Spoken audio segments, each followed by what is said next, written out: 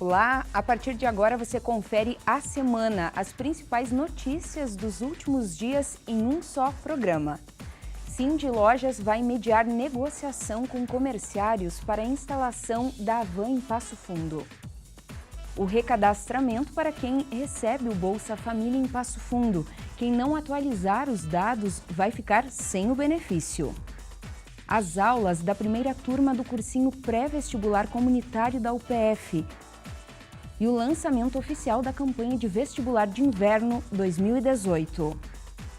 A Fazenda do Socorro em Vacaria, uma das primeiras fazendas do Rio Grande do Sul com 248 anos. E ainda, depois de 10 anos no ar, o programa Trincheira, espaço de rock alternativo na Rádio UPF, se despede da programação.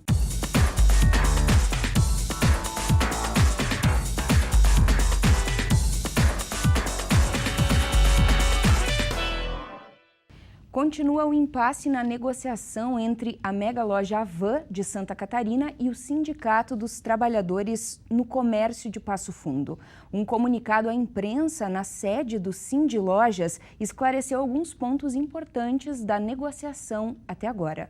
Nós recebemos hoje pela manhã o Luciano e a sua equipe lá na prefeitura, junto com o secretário Cadu, né, com o doutor Adolfo, e eles entregaram os últimos documentos que faltavam para que a prefeitura possa, então, dar sequência à análise lá das questões relacionadas à obra, né, e conceder o alvará para que a obra comece, né? A obra está comprada, só falta dar o start para a produção. Trouxemos hoje o poder do Cindy Lojas para negociar com o sindicato, que eu também acho que vai acontecer, e logo, logo, tenho a certeza que vamos começar a primeira loja no Rio Grande do Sul, uma loja com 7.500 metros quadrados, uma área de alimentação, Estado da Liberdade, que é o nosso símbolo. Então, fica na mão agora do Cindy Lojas a negociação para que nós possamos começar essa obra. Nós estamos praticamente no mês de maio, prefeito, maio, junho, julho, agosto. Eu digo assim que agosto e setembro nós estamos inaugurando a obra. E agora, neste momento, recebendo, através do seu Luciano, né, a proposta para podermos sentar em uma negociação com o sindicato laboral, faremos para que tenhamos, então, o resultado de acordo com aquilo que todos nós queremos, que é a liberdade da escolha para trabalhar, para crescer e para desenvolver. Os senhores todos receberão a divulgação desta proposta.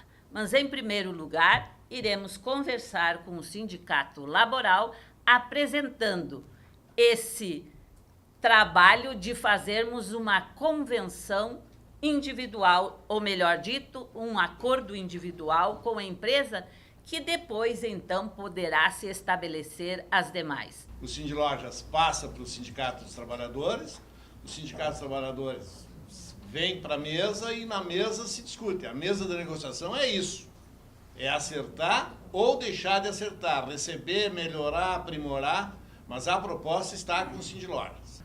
Apresentada a proposta, vai se decidir quantos são os dias, quais são as vantagens, o que é apresentado em favor do trabalhador, em compensação por esse trabalho em mais dias. O sindicato não irá discutir apenas os dias de trabalho, ele vai discutir outras questões, como a remuneração, como benefícios, né, que poderão, nós não vamos adiantar aqui a proposta, mas poderão ser, inclusive, superiores àquilo que vem se praticando, né, tradicionalmente aqui no setor. Eu acredito que nós queremos dar esse passo em Passo Fundo, esse primeiro passo, né, para que nós possamos nos abrir em todo o estado do Rio Grande do Sul. Nós relutamos durante muitos anos a vir para o estado por essa impossibilidade de nós podermos trabalhar no Rio Grande do Sul. E aqui, eu até comentei com o prefeito que eu sinto essa mudança no Rio Grande do Sul, né? Essa mudança principalmente da população querendo receber novos investidores, novos empreendedores, receber novos postos de trabalho. Eu acho que nós estamos no momento certo para nós virarmos a página e fazer do estado do Rio Grande do Sul voltar a crescer. 90 anos de um cuidado com crianças, adolescentes e idosos. Maio é o mês em que a Fundação Beneficente Lucas Araújo de Passo Fundo completa 9 décadas de existência. É a entidade socioassistencial mais antiga da cidade, que atende hoje cerca de 400 pessoas. É um colégio, que acolhe as gurias muito bem. A gente faz as oficinas de informática, reciclagem, a gente faz capoeira, dança, teatro. Educação física, culinária. Nossa, quanta coisa! E é bom? É muito bom. O que tu mais gosta de fazer aqui? Artesanato. Principalmente o curso de informática, Gosta? Sim, uma das coisas que eu mais gosto. A Maria Eduarda e a Júlia representam as 400 pessoas atendidas hoje pela Fundação Beneficente Lucas Araújo. Já sabemos que são muitas as atividades feitas na entidade, que colaboram para o desenvolvimento e autonomia, valorização das potencialidades de crianças e adolescentes. Come seus olhinhos e dedando. Olha só, pronto. Viu, Jaca? Aqui todo mundo é... Há 90 anos em funcionamento, a Fundação Lucas Araújo atua em 3 frentes. O Lar da Menina Padre Paulo Farina é um projeto bastante conhecido, direcionado para as gurias. Integra espaços de convivência, formação para participação e cidadania. São 115 meninas de 6 a 14 anos que participam de atividades variadas no turno inverso ao da escola. Nosso objetivo é para a formação dessas meninas, que elas saiam do lar da menina com alguns princípios, alguns valores muito importantes para a sua vida pessoal e profissional. E existe também a Escola de Educação Infantil, onde são atendidas 84 crianças, desde o berçário, maternal e pré-escola. A Escola Menino Deus e João Busato oferecem alimentação e cuidados para as crianças de 4 meses a 6 anos, que também recebem acompanhamento pedagógico e psicológico. O nosso objetivo também é proporcionar a essa demanda a educação, para que elas tenham todo um preparo para depois seguirem na escola comum. Então, para nós, ainda é um número significativo dentro da entidade, que envolve também muitas famílias que precisam desse atendimento dentro do nosso município. E para dar conta das 4 refeições diárias, servidas todos os dias, de segunda a sexta, e dos honorários dos colaboradores, a Fundação conta com uma horta e, às quintas, durante todo o dia, realiza um bazar com produtos da horta e da padaria própria. Isso porque a entidade atende pessoas de baixa renda, é beneficente e, como não tem renda fixa para se manter, utiliza dos recursos próprios e conta muito com a ajuda que vem da comunidade. E a procura é muito grande, tanto para o Lar da Menina como para a nossa Escola de Educação Infantil.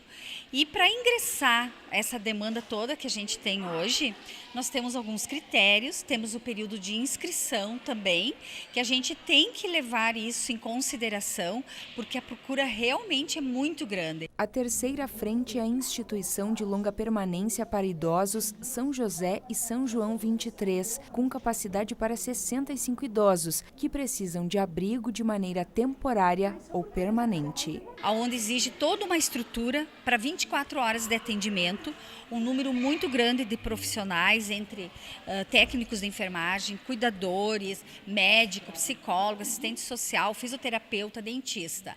E lá também a gente tem uma demanda grande, que exige muitos recursos da própria entidade, A Fundação existe em Passo Fundo desde 1928. Educação e cuidado são palavras presentes aqui e você pode colaborar de várias formas.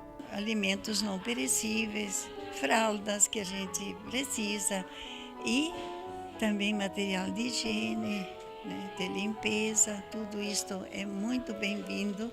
E a gente agradece. Toda a colaboração, até com trabalhos voluntários, a gente também precisa. Pessoas que se dispõem a vir colaborar aqui no Lar da Menina, na escola, ou lá nos idosos também. A gente tem vários parceiros, instituições que colaboram. A própria UPF, temos estagiários. Ajudar empresas na contratação de novos colaboradores e encaminhar profissionais ao mercado de trabalho. Esse é um serviço oferecido pela CISA Talentos em Passo Fundo. Veja então como funciona. A Fernanda participou do processo seletivo da CISA Talentos e se deu bem. Hoje, aos 19 anos, ela é contratada em uma empresa como assistente administrativa. Eu desempenho as funções de passar pedidos para as fábricas, conferir entregas de mercadorias, fazer faturamento e auxiliar o pessoal do comercial e do financeiro também. Para colocar em prática esse projeto, a CISA conta com a parceria da UPF e da IMED. Desta forma, estagiárias dos cursos de psicologia realizam diversas tarefas como seleção de emprego, descrição de cargos e salários, treinamento de pessoas e questões que envolvem a psicologia organizacional. Porque aqui nós temos a oportunidade de conseguir colocar em prática, vivenciar todos os conteúdos que nós aprendemos em sala de aula. E também tem a questão que beneficia, né, tanto nós como estudantes acadêmicos, também as pessoas que estão buscando uma oportunidade no mercado de trabalho e as empresas que se beneficiam com esse serviço. As meninas, então, fazem os turnos, as horas delas de estágio aqui na CISA. A gente disponibiliza as vagas dos nossos associados, das empresas aqui de Passo Fundo, no nosso site, no nosso Facebook, né, nas nossas redes sociais. Com isso, elas fazem aquela triagem para o nosso associado. Então, elas fazem aquele trabalho que a gente diz que é o trabalho mais grosso, né? Que quando tu abre uma vaga, eles recebem 90, 100 currículos. Elas fazem toda essa pré-seleção para a empresa, ou seja, fazem uma entrevista, uma análise de perfil e encaminham para a empresa somente os candidatos que se encaixam realmente na vaga. Através de ações como essa, a CISA reforça seu trabalho com setores da economia local. Diante disso, nós precisamos de parceiros para que esse projeto seja possível, seja viável da CISA executar. E a participação da UPF é fundamental. Nós só conseguimos desenvolver o CISA Talentos com a participação da UPF. Esse projeto já existia há alguns anos e agora, no final de 2017, nós trouxemos ele novamente à pauta da CISA. Mais uma vez, a UPF abraçou a causa, reafirmamos o convênio que tínhamos e ele está sendo executado. A Prefeitura de Passo Fundo está intensificando as ações para o recadastramento do maior número possível de famílias no Cadastro Único. Quem não atualizar a situação vai ficar sem o benefício do Bolsa Família. Aqui no ginásio de esportes no bairro Jaboticabal, em Passo Fundo, atendentes das secretarias de saúde e cidadania e assistência social do município estão mobilizadas para fazer a pesagem e medição de altura de crianças menores de 7 anos e também de mulheres com idade entre 14 e 44 anos. O motivo é para saber, no caso das mulheres, se elas apresentam níveis de desnutrição. Se você não faz essa condicionalidade da saúde, o seu benefício é bloqueado e pode ser até cancelado. Então a gente está fazendo esse mutirão, assistência, educação assistência, educação e saúde, para que todas as famílias não percam seu benefício, que é esse o nosso maior propósito, né? Além da pesagem, as mulheres também precisaram apresentar a carteira de vacinação das crianças e o cartão do Bolsa Família. As gestantes beneficiárias precisam estar com o pré-natal atualizado. O Bolsa Família tem condicionalidades, né? Que a gente chama de condicionalidades da educação e da saúde. Dentro da saúde, a condicionalidade é meninos e meninas até 7 anos, né? E depois as meninas de 14 a 44 anos, que é o período fértil que a gente diz, né? Do lado de fora do ginásio, na van do Bolsa Família, eram feitos os recadastramentos do Cadastro Único. A Adriane foi uma das beneficiárias que aproveitou a oportunidade para ficar atualizada. Perguntar para a moça se tem que tirar a menina do cadastro, ela disse que sim, deixar só o rapaz. E tá tudo em dia, então? Tudo em dia, tá tudo certo. O recadastramento e a pesagem acontecem 2 vezes por ano. A primeira etapa de janeiro a junho, a segunda de julho a dezembro. Em Passo Fundo são cerca de 4.000 famílias beneficiadas pelo Bolsa Família. É importante lembrar que para você ter o benefício do Bolsa Família, você precisa ter o Cadastro Único. E ações como essa que está acontecendo aqui no Jaboticabal estão acontecendo por toda Passo Fundo. A data de recadastramento, o prazo final é 30 de junho. Até lá, você que é beneficiário precisa procurar uma unidade de saúde para fazer o seu recadastramento, para então não correr o risco de perder o benefício. Neste mês, uma campanha nacional busca conscientizar sobre a prevenção de acidentes e doenças do trabalho. É o Abril Verde. E aqui em Passo Fundo, o Sereste Nordeste organizou uma atividade de orientação sobre o assunto. Veja como foi. A Adriane trabalha como bancária. Uma das preocupações dela é ficar doente. A razão é a rotina agitada no ambiente de trabalho. O meu local de trabalho, principalmente a parte psicológica que acontece suicídios que não são feitos como acidente de trabalho. Pensando em conscientizar a população sobre os riscos de doenças e acidentes no trabalho, o Centro de Referência em Saúde do Trabalhador, o Sereste, preparou uma atividade especial. A ideia é fazer com que as pessoas reflitam sobre o tema. A gente está orientando que quando acontece acidente, aonde tem que ir, aonde tem que procurar, as unidades de saúde, hospitais, o primeiro atendimento, né? Depois tem o núcleo de vigilância em saúde no município, onde as pessoas são encaminhadas, né, para que seja cobrada também das empresas a comunicação de acidente de trabalho. De acordo com o Observatório Digital de Saúde e Segurança do Trabalho, no período de 2012 a 2017 em Passo Fundo, foram registrados mais de 2.000 auxílios-doenças. Já no cenário internacional, os números são ainda mais alarmantes. Por ano, acontecem 270 milhões de acidentes de trabalho e 160 milhões de casos de doenças. Depois do intervalo, as aulas da primeira turma do cursinho pré-vestibular comunitário da UPF e o lançamento da campanha de vestibular de inverno 2018. Já voltamos.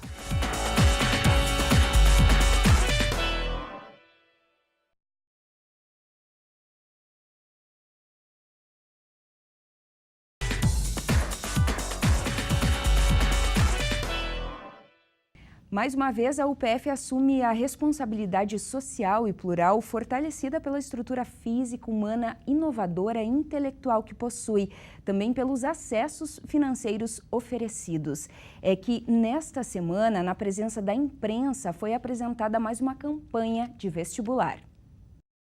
E continuaremos escrevendo nosso futuro. E neste 2018, a UPF comemora 50 anos de história e neste mês lança mais uma campanha de vestibular. O lançamento aconteceu com as boas-vindas da reitoria, na presença da imprensa. Para esta edição, são cerca de 1.900 vagas para 40 cursos de graduação. E tem novidades. Com 40 cursos de graduação, de um portfólio que compõe 60, mas no inverno nós sempre ofertamos menos cursos e ainda assim uma quantidade de cursos razoável, de alta qualidade. E enfatizo aqui a importância do estudante, de quem já completou uma graduação, não importa a idade, de se tocar pelo conhecimento que é a nossa natureza, num lugar tão lindo, tão extraordinário, com uma infraestrutura espetacular como tem a UPF. Lembro que as licenciaturas continuam com a sua gratuidade e que também estamos inovando o currículo da engenharia elétrica noturno. E ofertamos também pela primeira vez o curso de ciências da computação à noite. Atualmente, a UPF conta com 18.000 alunos e boa parte possui algum tipo de benefício financeiro. Quem ingressar no ensino superior a partir deste vestibular vai encontrar muitas facilidades de acesso. O número é 80% o número de benefícios em relação ao número total de alunos. Ou seja, são mais de 11.000 alunos com algum tipo de benefício na universidade. Só de ProUni tem mais de 4.000 alunos. Dentre estes, 2.000, em torno de 2.000, com bolsa 100%, com gratuidade.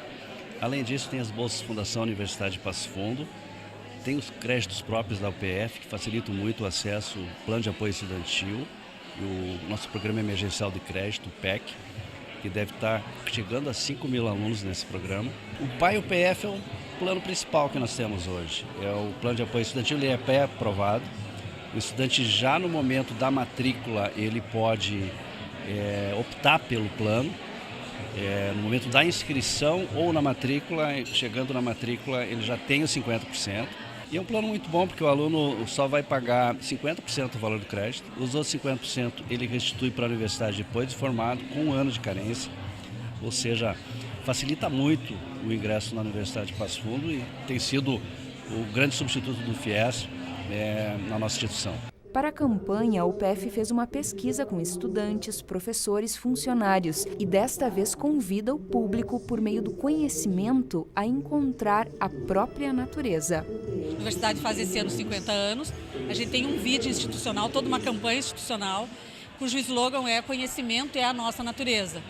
Então, a partir disso, a gente estendeu para um público mais específico, que é o público do vestibular, falando então que a pessoa venha buscar a sua natureza, que é essa natureza do conhecimento, da sua participação efetiva dentro da comunidade, além de estar efetivamente inserida num contexto super vibrante da natureza que o campus é, de verdade, né? O trabalho foi bem mais delicado, digamos assim, que a gente fez quase como uma pintura.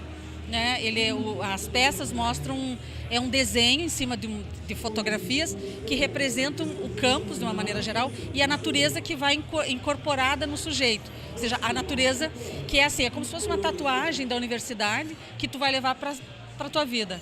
Essa é a mensagem. As inscrições para o vestibular já estão abertas e vão até o dia 4 de junho. A prova acontece no dia 9 de junho. Mais uma vez, a universidade mostra sua natureza aberta, acessível, plural. E estamos também inovando uma outra questão nesse vestibular, né? As bolsas ou o aluno plus. É aquele que já tem 40 anos, que já fez uma graduação, que está a fim de estudar, que quer se reciclar, ele poderá inscrever-se em todos os cursos, com exceção de medicina e medicina veterinária. A campanha do vestibular de inverno da UPF foi desenvolvida pela área de planejamento da AGECOM, em parceria com o Núcleo Experimental de Publicidade e Propaganda, o NEXPP, e também com o Núcleo Experimental de Jornalismo, o NEXJOR. Somos persistentes por natureza. Em cada desafio, vivemos nossa própria jornada. Procuramos um lugar que nos liberte. Um universo de portas abertas. Onde os instintos florescem e descobrimos uma nova extensão do nosso eu. Vestibular UPF. Encontre a sua natureza. E se você sonha em ter uma formação de curso superior, a UPF agora oferece também uma ajudinha na preparação para o vestibular. Veja como estão as aulas da primeira turma pré-vestibular comunitário. Eu pretendo fazer direito, quero seguir na carreira da Polícia Civil e se por acaso eu não conseguir, aí me tornar uma advogada trabalhando contra a pedofilia e o abuso sexual infantil. Pelo menos o curso que eu vou fazer eu ainda não tenho, mas meu objetivo é fazer alguma coisa social. Como eu precisei muito, moro numa ocupação e algumas coisas sociais que foram feitas para mim estão sendo de grande valor, então eu quero depois, mais lá na frente, estar compensando essa ajuda que eu estou tendo agora. Caroline e Luiz, duas realidades diferentes, mas que se encontraram no curso de pré-vestibular comunitário aqui da UPF. As aulas estão acontecendo aqui no campus 3 da UPF. No total, são 30 alunos que, nessa sala de aula, estudam as áreas de humanas, linguagens e exatas. Na verdade, pelo que eu conheço dos persas, pelo que eu estudei sobre eles escravizavam também. Essa é só a primeira turma. Eles têm aulas de segunda a sexta e o aprendizado é bem variado. Tem tantos conteúdos das provas de vestibular, quanto oficinas de atualidades e conteúdos gerais, além também de uma orientação vocacional. E é isso que vai ajudar o Luiz a decidir seu futuro. Hoje ele é um dos líderes da ocupação Bela Vista, aqui de Passo Fundo, e já está há um bom tempo longe da sala de aula. Eu estava 17 anos sem estudar. E daí, para mim, terminei segundo grau há pouco tempo. E se eu entrasse num vestibular ou numa faculdade, se eu passasse, fizesse qualquer coisa, eu ia chegar lá, eu ia embananar lá. Daí não ia adiantar. Mesmo que eu ganhasse uma bolsa, eu ia perder a oportunidade de uma bolsa. Se eu tivesse que pagar, eu ia perder tudo que eu tinha feito, entendeu? Já a Caroline é auxiliar de limpeza e está decidida a correr atrás de um sonho antigo, a faculdade de Direito. Vai ser uma realização não só profissional, né, mas eu vejo como um exemplo e um bem que eu vou estar fazendo à comunidade, um exemplo a ser seguido pelos meus filhos, né, para eles seguirem pelo caminho correto sempre. Ela trabalha manhã e tarde e estuda à noite, uma rotina pesada. mas que não assusta. Não tem descanso, né? A gente está em busca de um objetivo. Então, a gente está traçando caminhos para conseguir lá alcançar esse objetivo. Agora não tem como descansar. Vamos esperar para descansar um pouquinho lá na frente. Qual esse nosso público que nós temos hoje? É uma mescla, eles são muito mesclados a nossa sala. Nós temos pais de família, mães de família, aquelas mães que têm 4, 5 filhos, que deixaram de estudar há muito tempo, que voltaram a estudar. Agora, nós temos pessoas que trabalham à noite, né, após saírem daqui do cursinho e vão para trabalhar a noite toda. Tem estudantes também que estão terminando o terceirão, mas não têm condições de fazer um cursinho de pré-vestibular, porque as condições financeiras não são para isso. Com certeza, né, com toda certeza, hoje com a renda básica que eu tenho, não teria como eu estar tendo todo esse preparo, toda essa evolução, né, que ali no vestibular eu vou precisar. Então, se não tivesse, não teria como eu estar fazendo o cursinho mesmo, não teria como. Esse primeiro módulo deve terminar em junho. Uma segunda edição pode ter inscrições abertas a partir da metade do ano. Com a retomada de vitórias e do bom futebol, o Esporte Clube Passo Fundo intensifica a preparação física de olho na sequência do campeonato da divisão de acesso. Veja só. Pular os cones para trabalhar o equilíbrio e a coordenação. Só por cima, frontal, vai. Sobe bem a perna. Fazer exercícios de alongamento para dar mais amplitude aos movimentos. Amplitude de movimento, fecha bem, abre bem, fecha bem, abre bem. Aqui, um atleta segura enquanto o outro chuta e cabeceia. Vai, isso, esquerda, vai, isso, segura, força, É um exercício que exige força do jogador para executar o movimento. Através da tração, a musculatura é fortalecida.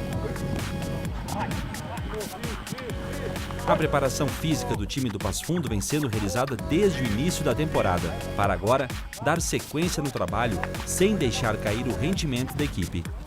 O grupo se comportou muito bem, né? Isso é os frutos da boa pré-temporada que a gente fez, né? Bons dias e a dedicação deles foi fundamental. E a gente vê isso através do ótimo nível físico nas partidas e também pelo baixo índice de lesões. Tu nota que o teu time está correndo bem, né? Sim, é sempre difícil a gente falar do nosso próprio trabalho, né? Mas os comentários, a gente vem assim, vendo a equipe conseguir manter uma intensidade do início ao final. E como eu digo, isso é fruto do trabalho deles, né? Por mais que nós passamos o trabalho, mas é em conjunto com a comissão técnica. E se os atletas não fizerem na intensidade, com o cuidado, isso desde os cuidados que eles têm que ter com a alimentação, com o sono, não ia se atingir esse nível de excelência, né? Paulo está em Passo Fundo desde o início do ano. Com mestrado em Ciências do Movimento Humano e capacitação em Psicologia do Esporte, Paulo fez a graduação em Educação Física pela URGS de Porto Alegre e tem no currículo estágios em clubes como Ajax da Holanda, Flamengo e Grêmio Porto Alegrense. A gente está numa época de manutenção, né? A gente já atingiu um nível físico alto, então a gente dá pequenos estímulos para manter esse alto padrão lá. E hoje a Valência foi escolhida à força, né? E no campeonato, como é que tu está avaliando assim, a questão física das outras equipes? Não, são grandes trabalhos, né? Grandes profissionais. Não é à toa que é considerada a divisão de acesso mais difícil da história, com grandes equipes de tradição. Então a gente vê jogos decididos nos últimos detalhes. Por exemplo, nosso jogo em casa com o Igrejinha, a gente ganhou com 1 a menos aos 49 do segundo tempo. 1 a menos. Exato. E agora, lá contra o Igrejinha fora, também tem todo um desgaste de viagem, todo um cuidado dentro da logística. Então a gente vê assim, bons trabalhos e fica feliz da gente estar conseguindo apresentar o nosso da melhor forma. Direita, esquerda, vai, segura, força, estica, borrada bem, vai, cabeçada firme, agacha, estica bem. Libertar emoções, autoconhecimento, reduzir ansiedade e problemas de saúde. Esses são alguns dos benefícios da arte-terapia. E há mais de 20 anos a UPF oferece à comunidade oficinas com o uso desta arte. A arte-terapia é uma técnica psiquiátrica que busca, através de atividades artísticas, desenvolver o bem-estar nas pessoas. A Aires tem 77 anos e participa das oficinas uma vez por semana. Para ela, a arte-terapia é fundamental para ter uma vida mais tranquila. É muito interessante o trabalho da arte-terapia, faz a gente crescer muito. Eu, pelo menos, achei que tinha aprendido tudo na minha vida. Depois que eu vim para cá, aprendi muita coisa, né? Porque deixa a gente bem A convivência também faz muito bem, né? Aqui a gente convive. Eu, por exemplo, faz mais de 20 anos que frequento a arte-terapia. Entre as atividades, as alunas estão desenvolvendo mosaicos, feitos de azulejos e cerâmicas quebradas. Os mosaicos estão sendo colados nas escadarias do pátio interno do museu com a proposta de colorir o ambiente. Além de arte, a ideia é que as alunas reflitam sobre o reaproveitamento de materiais como esse. Um olhar mais vinculado a tipos de materiais que a gente recicla ou coloca fora e não reutiliza.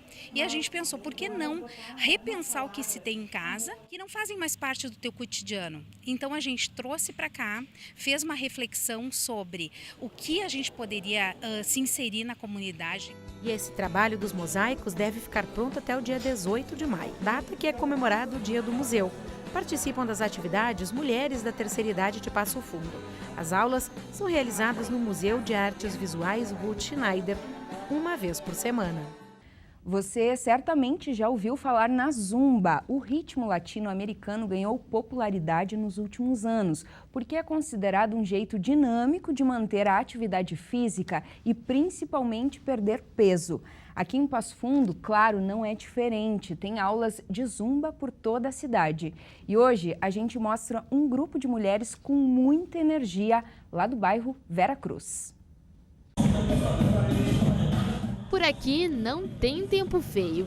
É só a música começar a tocar que todo mundo esquece dos problemas. A Zumba tem esse poder. É que com tanto movimento fica difícil pensar em outra coisa.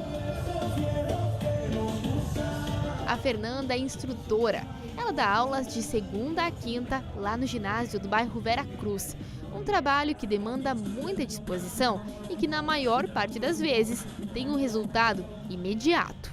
A gente sai daqui renovadas para manter uma semana boa, para estar sempre bem. Por aqui as aulas são sempre muito animadas. No fim, todas elas sentem o mesmo efeito da Zumba, que é o que faz toda a diferença. A Maríndia é um exemplo. Ela teve um problema no pâncreas e ficou internada por 7 dias. Aí veio o veredito, ia ter que passar por uma reeducação alimentar. E mais que isso, começar urgente um exercício físico. Primeiro dia eu fiquei chocada. Segundo dia eu já me apaixonei por inteiro e estou aqui há 8 meses já. Resultado que dá para ver em todas as dançarinas. A gente consegue ter mais disposição, né? Porque eu sou diabética, né, e hipertensa, daí o médico disse que eu teria que fazer uma atividade. Senti muita alegria porque aqui é uma motivação muito grande. Tu chega aqui com pensamento negativo, a professora te bota lá para cima. A Zumba é legal porque, em primeiro lugar, ela proporciona alegria, emoção, ela proporciona a autoestima, ela eleva.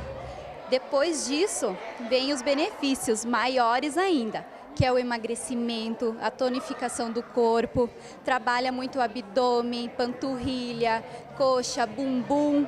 Os resultados dependem do preparo físico de cada uma. Quem está dançando há mais tempo consegue perder mais calorias durante a aula. Mas esse preparo se consegue com o tempo, conforme o corpo for pegando o condicionamento físico. O efeito imediato é que a Zumba pode servir muito bem como um calmante anti-estresse. A gente faz bastante movimentos justamente para trabalhar o corpo todo. A gente trabalha muito com o batimentos cardio. Então, às vezes tem músicas mais rápidas e às vezes tem músicas mais lentas. Então, para a gente poder respirar melhor, né? A gente se diverte muito, né? Tu chegar aqui estressada, acabou. Tu grita, tu pula, acabou. Tu sai daqui, tu não tem mais força nem para brigar com ninguém. Acabou o teu estresse, é tudo aqui. Eu já não sinto dor na minha coluna mais, eu já consigo me abaixar, eu tô flexível. Eu tinha 110 quilos, agora eu tenho 90. Então, assim, ó, eu saio disposta para fazer o que tem que fazer, porque eu sou só dona de casa, eu não saio para nada. Tô renovada. Recomenda, então? Super recomendo. Quem tá em casa, que venha fazer Zumba. Todas as idades, faz bem para todos, né?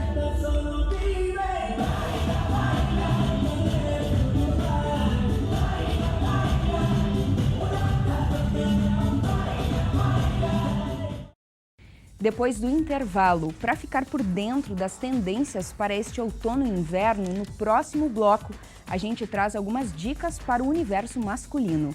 Também vamos conhecer a fazenda do Socorro em Vacaria, uma das primeiras fazendas do Rio Grande do Sul com 248 anos. Já voltamos.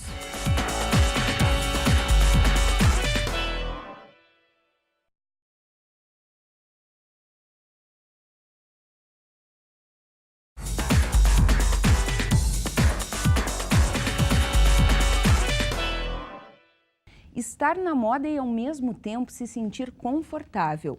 Bom, na dica de outono e inverno de hoje, a gente te mostra que a versatilidade é aliada quando pensamos nas tendências masculinas. Olha só.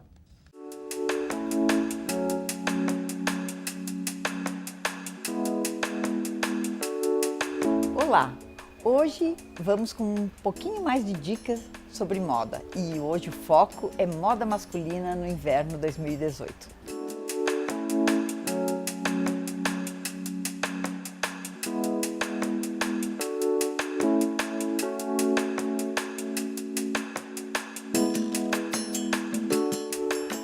Cada vez mais a moda masculina está voltada à tecnologia. Os homens entenderam, enfim, o que é conforto. E isso a gente pode observar através dessas jaquetas. Elas são leves, aquecem e também são impermeáveis. O look monocromático também é uma dica super importante de moda e vem valorizar, aumentando o tamanho, alongando a figura, enfim, deixando cada vez melhor.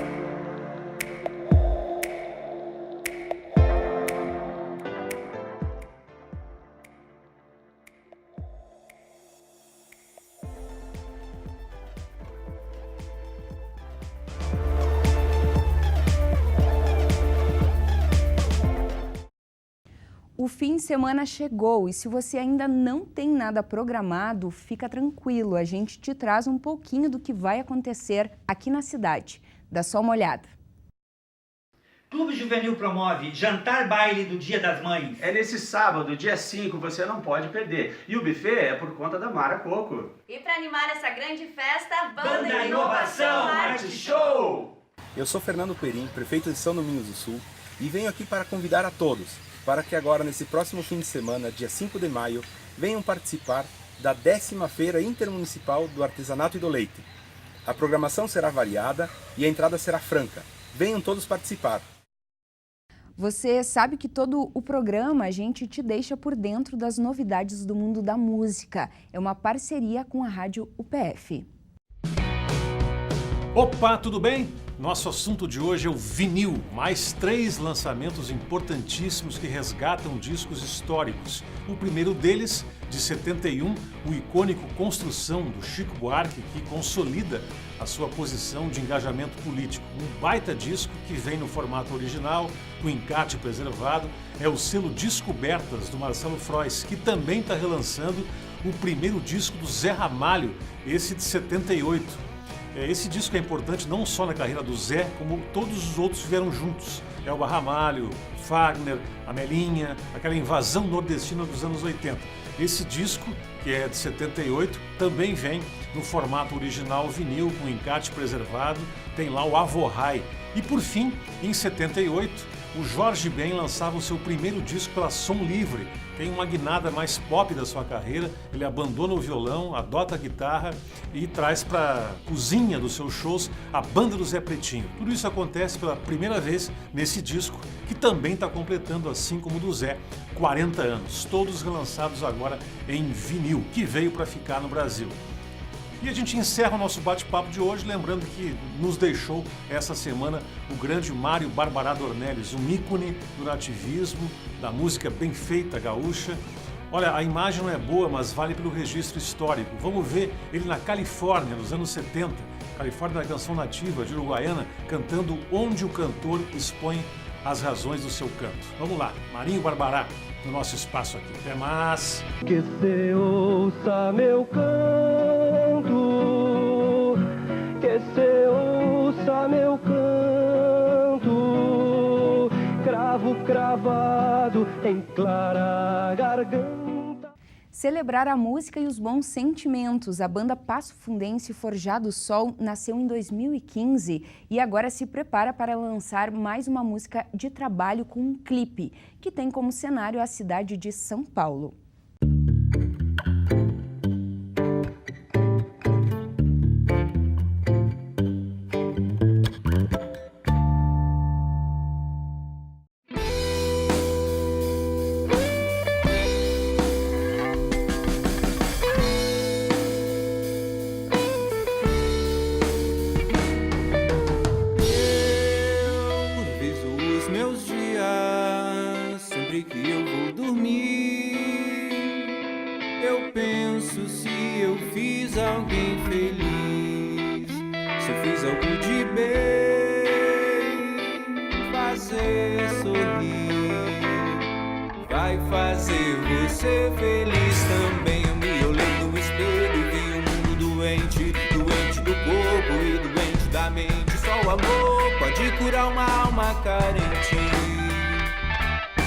Jornada é o mais novo single da Forjado Sol, uma banda aqui de Passo Fundo que tem como levada sonora influências do rap, do reggae e também do rock.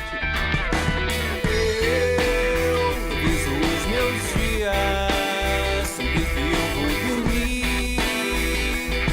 Eu penso se eu fiz alguém feliz. A formação da banda conta com o Guilherme Espíndola no vocal, também o Jean Messina no baixo, temos ainda o Henrique Souza na guitarra e o Rafael Sgarbi na bateria. Eles que são os integrantes da Forjado Sol, também os nossos convidados do quadro Acorde de hoje. Sejam muito bem-vindos, um prazer recebê-los. Bem, o ano passado nós batemos um papo, então, para falar do primeiro single da banda, que foi Ela Me Disse. Agora a gente vem para falar sobre Jornada. Fale um pouquinho, então, o que diferencia esse trabalho. Jornada chega como nosso segundo single, né? Com muita satisfação. É uma música que traz uma letra com uma reflexão, como a gente leva a vida. Para nós foi um prazer produzir ela, tá louco para lançar de uma vez. De novo a gente contou com a produção do Augusto Dossa, nosso querido produtor, né? Que também nos ajudou a trazer essa sonoridade do reggae, do rap e do rock numa música só. Bem, a gente sabe que vocês têm todo um cuidado, então, voltado à questão da produção e também do cenário. Dessa vez, então, vocês gravaram a música aqui e essa música teve um cenário, porque ela virou um clipe em São Paulo. Exato. Escolhemos São Paulo pensando, né? Por ela ter uma temática urbana, a gente escolheu São Paulo, né? Porque é a maior metrópole do Brasil. E também porque lá acontece muita coisa no cenário do rock e na produção de videoclipes, né? Um polo, e a gente escolheu São Paulo dessa vez. Que espaços vocês escolheram para gravar lá e por que escolheram? Então, a gente acabou escolhendo umas cenas do palhaço para serem feitas na rua, né? Que é uma coisa bem típica de São Paulo, né? Ter artistas na rua. E a gente fez a segunda parte do clipe, a gente fez numa casa de shows, né? Chamada A Morada lá, que é bem conhecida lá também. E que aparece essa turma toda. Ótimo. Bem, pois é, vocês aproveitaram então a ida a São Paulo justamente para dar uma passadinha também no Rio, onde vocês tiveram uma experiência como músicos de rua lá. Isso, além da gente ir para São Paulo gravar o clipe, a gente deu uma esticada, foi pro Rio ver qual é que é do cenário lá, né? Conhecer um pouco mais sobre o que está acontecendo no Rio e em São Paulo, né? Em questão de música. Tocamos na rua lá, fizemos contato com muita gente bacana e fez muita coisa legal lá também. Fica o convite para todo mundo que está assistindo o Acorde e para todo mundo que está nos pedindo pessoalmente, dia 7 de maio, tá rolando nas redes sociais, no nosso canal do YouTube, oficialmente, o lançamento de Jornada, primeiríssima mão, aqui no Acorde, alguns trechinhos. Exatamente. Pessoal, muito obrigada, viu? Sucesso aí com mais esse trabalho. Obrigado. Que a jornada seja cada dia mais longa, né? A melhor parte é a jornada, já diz a música. Com certeza. A gente vai querer ver de pertinho, então, todo esse clipe. Obrigada mais uma vez, tá? Eu que agradeço. Obrigado. Valeu. O Acorde de hoje vai ficando por aqui. A gente volta na próxima semana. Lembre sempre, acorde para todas as formas de arte. Até mais. Eu penso se eu fiz alguém feliz, se eu fiz algo de bem, fazer sorrir, vai fazer você feliz também. Se você ouve a Rádio PF, com certeza deve conhecer o programa Trincheira, a resistência do rock, com Rodrigo de Andrade, o Garras. Ele ficou por 10 anos no ar, mas neste mês encerrou as atividades. Veja só. Por 10 anos, o programa Trincheira foi conhecido como a resistência do rock. Estamos curtindo aí um lado B raríssimo do Raul Seixas, que não está presente em nenhum disco oficial do artista, hein? Essa música é o lado B de um compacto obscuro lançado por ele em 1960.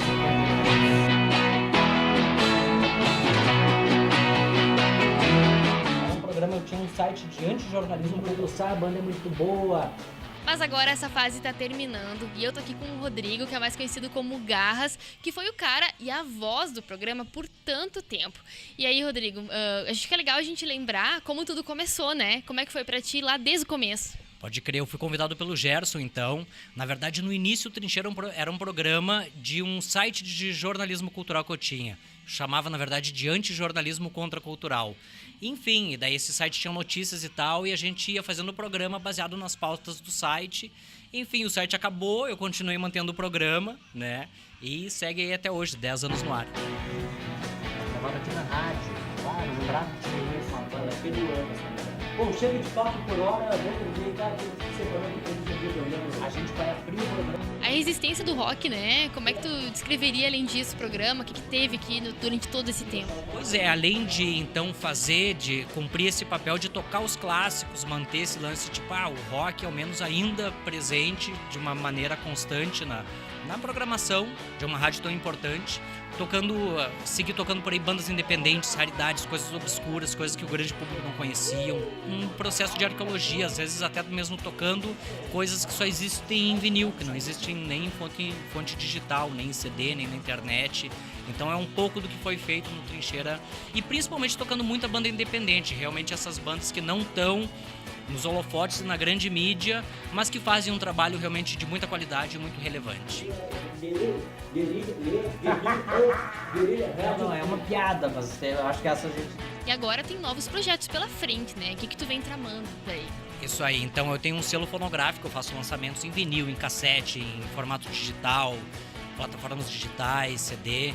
E agora eu estou trabalhando numa série de reedições históricas de discos clássicos em vinil. Então, na verdade, vou centrar esforços nisso e também num edital agora da Prefeitura sobre a história do rock de Passo Fundo. Eu tenho que executar, eu fui um dos contemplados pelo Fundo Cultura, então vou fazer uma publicação sobre a história do rock em Passo Fundo. Vai vir encartado com CD, com as bandas da cidade e tal. Vai ser um resgate histórico, vai ser bem legal. Bacana, boa sorte, bastante coisa pela frente, né? Bom, é isso aí. Agora você acompanha um pouquinho do que rolou ao vivo aqui no estúdio da Rádio PF, no último programa do Trincheira. Pensando agora, moçada, e quem diria, né, Rodrigo de Andrade, que você sairia do programa e não seria saído do programa? Eu nunca esperei, na verdade, eu passei 10 anos aguardando, o pé na bunda não rolou.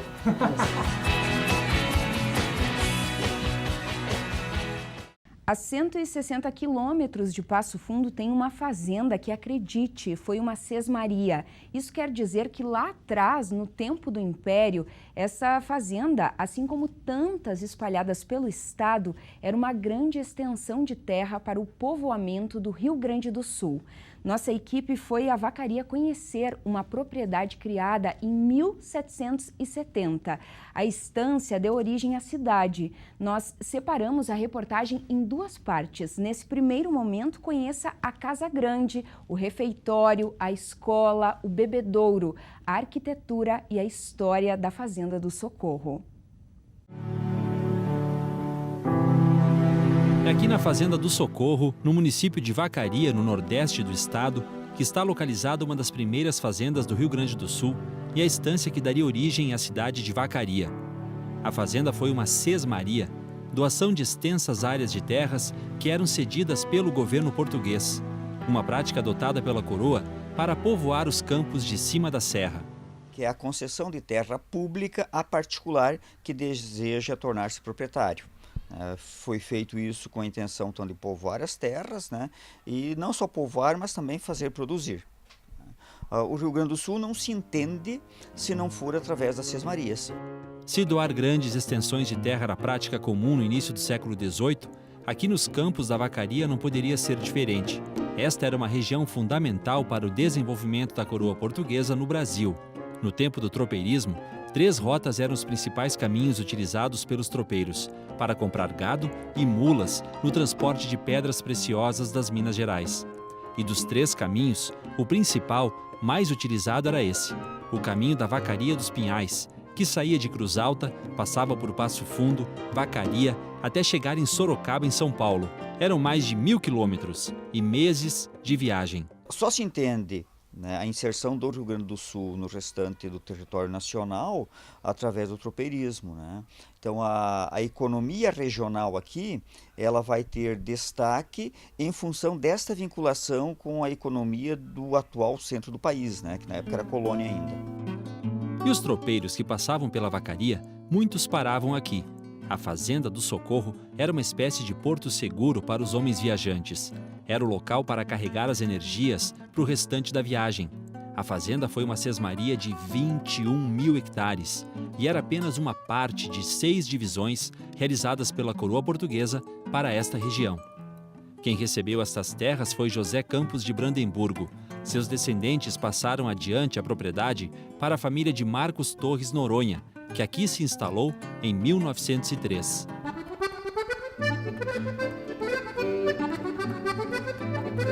O que vemos hoje da fazenda, com sua arquitetura colonial portuguesa, a geografia interna diferenciada, a riqueza dos detalhes decorativos, seus azulejos portugueses e a infraestrutura imponente de uma época rica na criação de gado e pecuária, dá uma ideia do que foi este lugar.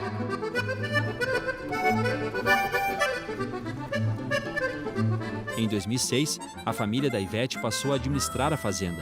Vieram pelo cultivo da terra e acabaram conhecendo um pedaço da história do Rio Grande do Sul. Aos poucos a gente foi se aprendendo, né, e estudando e notícias. Aos poucos a gente foi entendendo o valor histórico que essa fazenda tem até hoje. Muitas pessoas ainda não conhecem, muitas pessoas que moram aqui em Vacaria mesmo também não conhecem. Então, como nós também não conhecíamos. Então, aí eu digo que é um lugar da paz, de cultura, tudo de bom. A fazenda conta com um refeitório onde abrigava os empregados. Por um tempo teve escravos, mas eles não ficavam nesse local, era em outro lugar. Com o tempo, a filha do segundo proprietário, Maria de Lourdes Noronha, passou a administrar a estância. Foi uma mulher à frente do seu tempo. Conseguiu fazer deste lugar, por um período, a primeira fazenda do estado a ter instalações completas para a fabricação de queijos, conserva de carne, além de implantação de pastagens, métodos de zootecnia, agricultura, fruticultura e construiu até uma escola para os filhos dos empregados. E a gente agradece muito a antiga dona também, que pela cultura dela, pela energia, pela capacidade dela, nos deixou um lugar maravilhoso, né? Deixando essa fazenda um lugar muito especial para nós. Esse ambiente que a gente está é de 1903, construção da segunda família que foi proprietária aqui da Fazenda do Socorro. E o mais legal é o seguinte, a gente passa esse ambiente e a gente volta no tempo. Olha só, vem comigo. Aqui é a construção de 1770 da primeira família que foi proprietária dessas terras. Era uma construção muito humilde, com paredes de barro, aí claro, foi melhorado, colocado madeira para revestir, mas esse local que você está vendo é exatamente como viveram os primeiros que vieram morar aqui na Fazenda do Socorro. A família dorme aqui neste ambiente onde há mais de 200 anos dormiram os primeiros moradores. Este local hospedou Isabel Orleans de Bragança, bisneta de Dom Pedro II, e a casa é muito ampla. Sala com 2 ambientes, com lareira, tem ainda este piano centenário.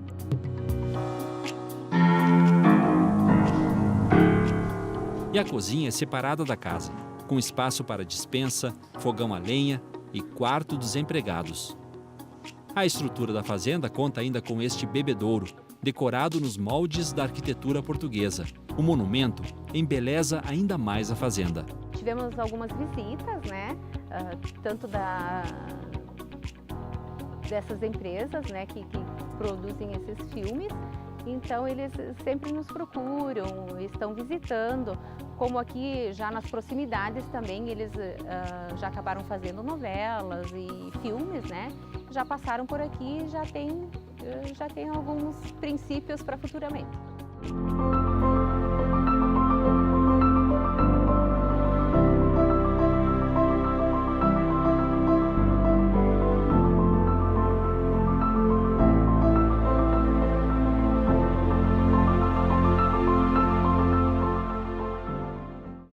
A Fazenda do Socorro, em Vacaria, é uma das primeiras fazendas do estado. Tem exatos 248 anos.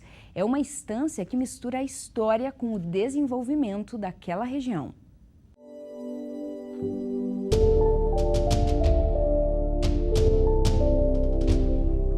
Aqui neste galpão, junto à Grande Mangueira, por muito tempo cavalos, homens e cabeças de gado ocuparam o mesmo espaço. Estamos na Fazenda do Socorro, nos Campos da Vacaria, uma estância centenária que mistura tradição e religiosidade, história com desenvolvimento econômico. Porque aqui moravam os jesuítas e os índios, que era ali do gado. Era gado solto, né? Os campos de cima da serra, as divisórias era Rio Pelotas, Rio das Antas, e para o lado de Passo Fundo era o Mato Castelhano. Então era gado solto, e aos poucos foram chegando os povos para povoar a região. A família que foi proprietária destas terras a partir de 1903 foi a responsável por impulsionar o desenvolvimento da fazenda e colocá-la no patamar que vemos hoje. Sua antiga proprietária, Maria de Lourdes Noronha, revolucionou a estância. Sua visão empreendedora se faz notar em cada canto que você visita na fazenda. Desde um conjunto de regras e normas para o bom andamento do dia a dia, até uma rotina de relatar em diários tudo o que era realizado na fazenda. Neste escritório, livros e coleções das mais variadas mostram a busca e a preocupação dos antigos donos com os estudos. A família da Ivete mantém vivas as memórias deste lugar.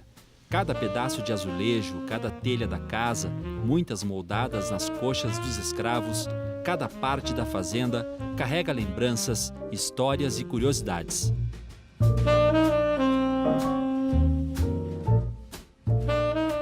No decorrer do tempo, a gente entendeu, né, como a curiosidade das pessoas, muitos pela história, pela cultura, arquitetura, tudo isso envolveu, né,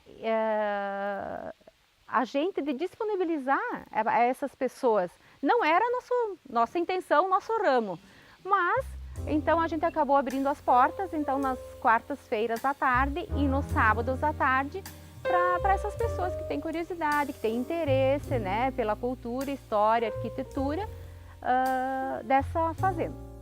Em cima do antigo refeitório, hoje um salão de festas, está a riqueza memorial da fazenda. É por estas escadas que levam ao sótão que a viagem ao passado começa.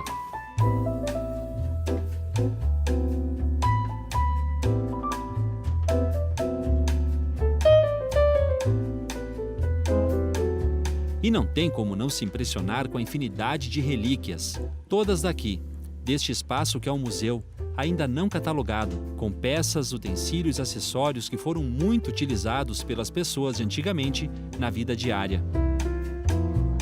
Tem malas de garupa, pelota, que era para o transporte de mercadorias pela água, celas de cavalo e muito, muito mais. São cerca de 1000 peças, na maioria bem preservadas. Olha só estes sapatos, feitos no molde de madeira, com detalhe em couro. Tem ainda um ambiente com diferentes modelos de berços e roupas típicas da época. Olha só, esta capela aqui foi construída por volta de 1950, mas o que chama atenção é o altar. Esse altar tem santos, né? Tem a Santa Nossa Senhora da Conceição, tem também os anjinhos, todos feitos de madeira. Esse altar é da data de 1800 e ele veio da Igreja do Rosário de Porto Alegre. O que chama atenção também é que lá em cima tem a imagem da Nossa Senhora do Carmo ao lado do Menino Jesus e o detalhe, o Menino Jesus mulatinho. Por quê? Porque a Igreja do Rosário em Porto Alegre era frequentada pelos negros. A capela é rica em detalhes. Através das imagens dos anjos e santas, dá para imaginar a força da fé nas pessoas que viveram aqui. Esta santa de azul é Nossa Senhora do Socorro, santa que deu nome à fazenda e que com o tempo consolidou a estância como um lugar de refúgio e aconchego.